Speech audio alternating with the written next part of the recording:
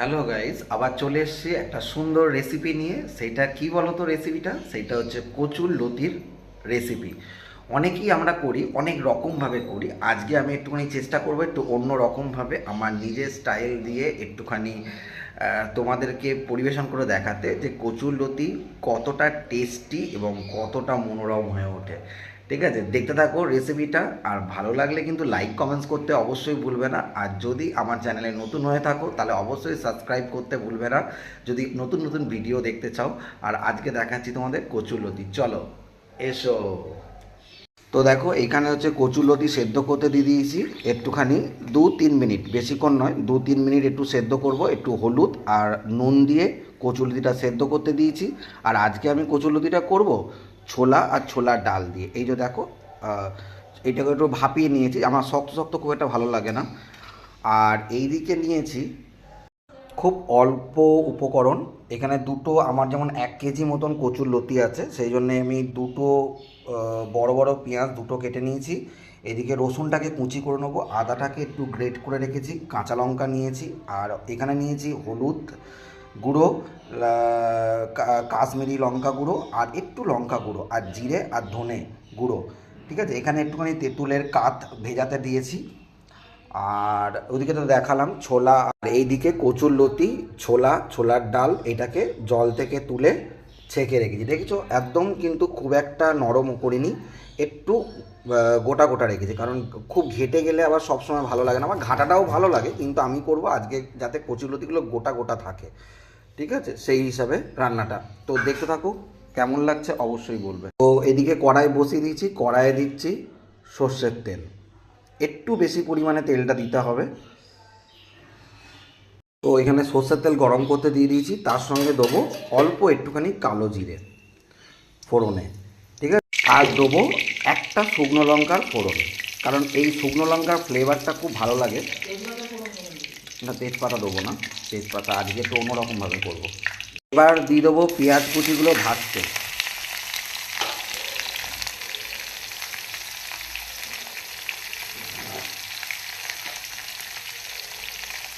তোমরা চাইলে এই সময় অল্প একটু নুন দিতে পারো, যাতে তাড়াতাড়ি পেঁয়াজ ভাজাটা নরম হয়ে যায়। তো আমিও দেবো অল্প একটু নুন, দেবো যাতে পেঁয়াজটা একটু তাড়াতাড়ি নরম হয়ে যায়। বাকি নুনটা কিন্তু পরে দেবো।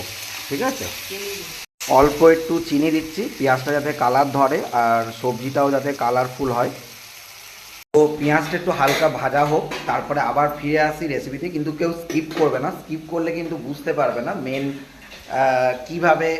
একটু অসুবিধা হচ্ছে, কিন্তু ভিডিওটা বেশি বড় করব না, ছোট্টর মধ্যে করব, যাতে তোমরা দেখে শিখতে পারো। এবং যারা বাঙাল আছো বা এই রান্নাটা যাদের হাতে খেতে বেশি ভালো লাগে, তারা কিন্তু অবশ্যই কমেন্ট করে জানিও যে আমার কচুরলতি রান্না করার রেসিপিটা ঠিক ছিল না ভুল ছিল, বা কোনখানটা চেঞ্জ করলে আরও জিনিসটা খেতে ভালো লাগতো। এটা তো আমি আমার মতন করে করছি, তোমরা কিন্তু অবশ্যই জানিও দাদাভাই এখানটা এইটা হলে বেশি ভালো হতো।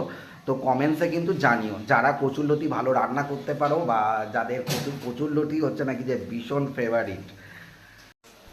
রসুনটা অনেকে কুচিয়ে দিতে পারো, আমি কুচিয়ে দেবো না, আমি হচ্ছে এইভাবে একটুখানি রসুনগুলোকে ভেঙে ভেঙে নেবো। কারণ আমার মনে হয় বেটে বা ইয়ের থেকে এই থেতো করে দিলে না রসুনের টেস্টটা খুব ভালো লাগে, মানে ফ্লেভারটা খুব ভালো অন্যরকম লাগে। সেই জন্য আমি একটুখানি এইভাবে ইয়ে করে দিলাম। রসুনটা একটু ফ্লেভারটা ছেড়ে এলে দিয়ে দেবো আদা, গ্রেট করে রেখেছিলাম, বাটিনি কিন্তু, গ্রেট করা আদা, অল্প একটুখানি আদা। তার সঙ্গে দিয়ে দেবো তোমার একটু চিড়ে রাখা কাঁচা লঙ্কা। আদার পরিমাণটা কিন্তু খুব অল্প দিতে হবে, বেশি দেবে না আদার পরিমাণটা, কারণ আদার গন্ধটা খুব একটা কচুরলতির মধ্যে ইয়ে হয় না। অল্প পরিমাণে দেবে, রসুনটা পেঁয়াজটা এখানে বেশি পরিমাণে থাকবে। আদাটা একটু ভাজা ভাজা হোক, তারপরে পরের রেসিপিতে ফিরে আসছি। কিন্তু কেউ ভিডিওটা স্কিপ করবে না, স্কিপ করলে কিন্তু বুঝতে পারবে না বা আমাকেও শেখাতে পারবে না। তো সেই কারণে স্কিপ করবে না, ভিডিওটা পুরো ভিডিওটা দেখবে। এবং ভালো লাগলে একটা লাইক কমেন্টস এবং একটু সাবস্ক্রাইব করে দিতে ভুলবে না, কারণ একটু এগুলো তো জানো, একটু সাবস্ক্রাইব করে দিলে, একটু ভালোবাসা দিলে আমারও মনের জোরটা বাড়ে এবং তোমাদের জন্য নতুন নতুন রেসিপি এবং ভিডিও আনতেও ভালো লাগে। তো দেখতে থাকো রেসিপিটা। যে শুকনো মশলাগুলো দিয়েছিলাম সেটা একটু জল, এর এর বেশি কিন্তু জল দেবো না, একটু জল দিয়ে ভিজিয়ে রাখি যাতে মশলাগুলো খুব ভালো মিশতে পারে, সেই জন্যে এইটা মশলাটা দিয়ে দেবো কড়াইয়ে। দিয়ে মশলাটাকে কিন্তু ভালো করে কষতে হবে যতক্ষণ মানে কালার আসছে এবং তেল ছাড়ছে ততক্ষণ একটু কষতে হবে। মশলাটা একটু ঢেকে দিয়েছিলাম, তো দেখা যাক ঢাকা খুলে কি অবস্থা। দেখো তেল ছেড়ে দিয়েছে, দেখতে পাচ্ছ তেল ছেড়ে দিয়েছে এবং খুব সুন্দর একটা স্মেল বেরোচ্ছে, যেটা তোমাদের কাছে আমি পৌঁছাতে পারছি না। কোনো রান্নায় একটু ধৈর্য দিয়ে আর ভালোবেসে রান্না করলে সেই রান্নাটার টেস্ট এমনিই বেড়ে যায়। মাঝে কিন্তু আরেকটু জিনিস অ্যাড করব যেটা টেস্টটাকে আরও ইনহ্যান্স করবে, তো সেই জন্য কিন্তু ভিডিওটা পুরো দেখতে হবে। মশলাটা হয়ে গেছে, তার সঙ্গে দেবো একটু তেঁতুলের কাঠ যেটা করে রেখেছিলাম, অল্প একটুখানি পরিমাণে দেবো কারণ আমরা সবাই। মশলা কষানো হয়ে গেছে, এবার দিয়ে দেবো কচুরলতি সেদ্ধ করে রাখা এবং ছোলা আর ছোলার ডাল সেদ্ধ করে রাখা উপকরণগুলো।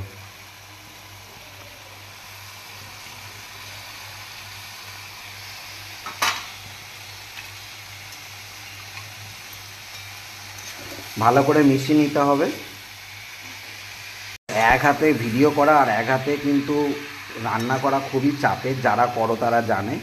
তো একটুখানি সাপোর্ট করলে খুব ভালো লাগে, একটু লাইক কমেন্টস আর কিচ্ছু দরকার নেই, একটুখানি লাইকটা শেয়ার করে দিও, যদি তোমাদের ভালো লাগে ভিডিওটা তাহলে একটু শেয়ার করে দিও, এইটুকুনি চাই, বেশি কিছু চায় না, টাকা পয়সা বাড়ি গাড়ি কিছু চায় না, শুধু একটুখানি আমাদের যে পরিশ্রম করে আমরা কাজগুলো করছি শুধু একটুখানি শেয়ার, একটা লাইক আর কমেন্টস, এইটুকুনি তোমাদের কাছে আবদার, এইটুকুনি আশা করি তোমরা সকলে ভালোবেসে করবে, ভালোবেসে পাশে থাকবে, সাথে থাকবে। দেখতে থাকো কচুরলতি। দেখো নেড়ে চেড়ে নিয়েছি, গ্যাসটাকে একটু স্লো করে দেবো, দিয়ে কি করব একটা ঢাকা দিয়ে দেবো যাতে কচুরলতিগুলো ভালো করে মজে, সেই কারণের জন্য। তো এই হলো ব্যাপার, এখন হোক এতটা, এরপরে কি আছে সেটাও তোমাদেরকে দেখাবো।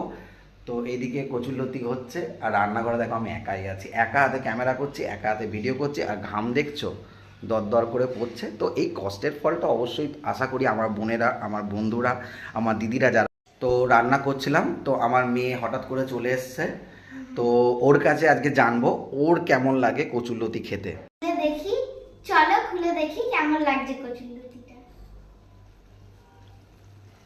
এই দেখো এখনো একটু টাইম বাকি আছে, এখন একটু মুছতে দিতে হবে। তো আমরা জেনে নিই যে মুক্তাসা কেমন লাগে কচু। আমার কচুরলতি খেতে ছোটবেলা থেকেই খুব ভালো লাগে, যখন থেকে আমি খাই আমার খুব টেস্টি। তো রান্না করছিলাম, তো আমার মেয়ে হঠাৎ করে চলে এসছে, তো ওর কাছে আজকে জানবো ওর কেমন লাগে কচুরলতি খেতে। দেখি, চলো খুলে দেখি কেমন লাগছে কচুরলতিটা। এই দেখো এখনো একটু টাইম বাকি আছে, এখন একটু মুছতে দিতে হবে। তো আমরা জেনে নিই যে মুক্তাসা কেমন লাগে কচু। আমার কচুরলতি খেতে ছোটবেলা থেকেই খুব ভালো লাগে, যখন থেকে আমি খাই আমার খুব টেস্টি। এবার দেখো অনেকটা তো হয়ে গেছে, এবার নুনটা দেবো, হ্যাঁ স্বাদ মতো নুন,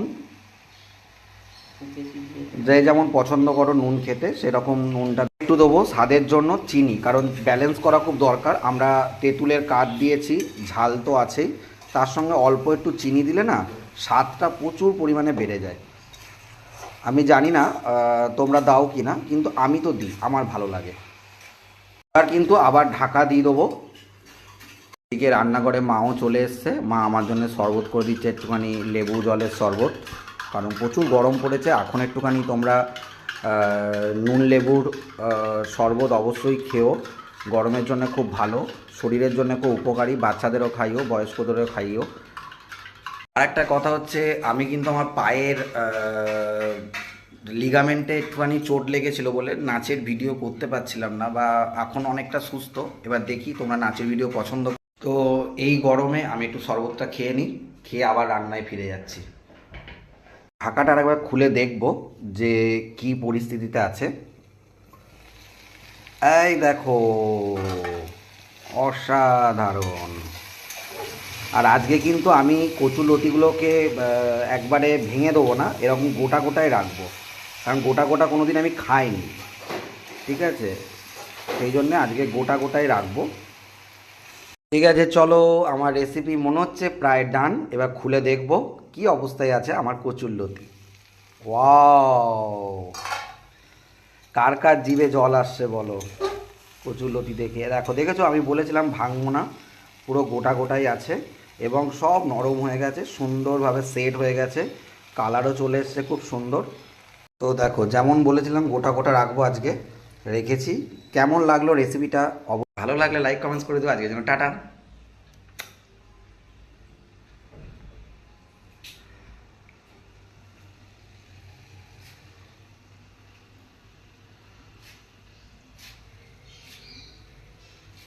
লাইক কমেন্টস অবশ্যই করো, পাশে থেকো, সাথে থেকো, টাটা।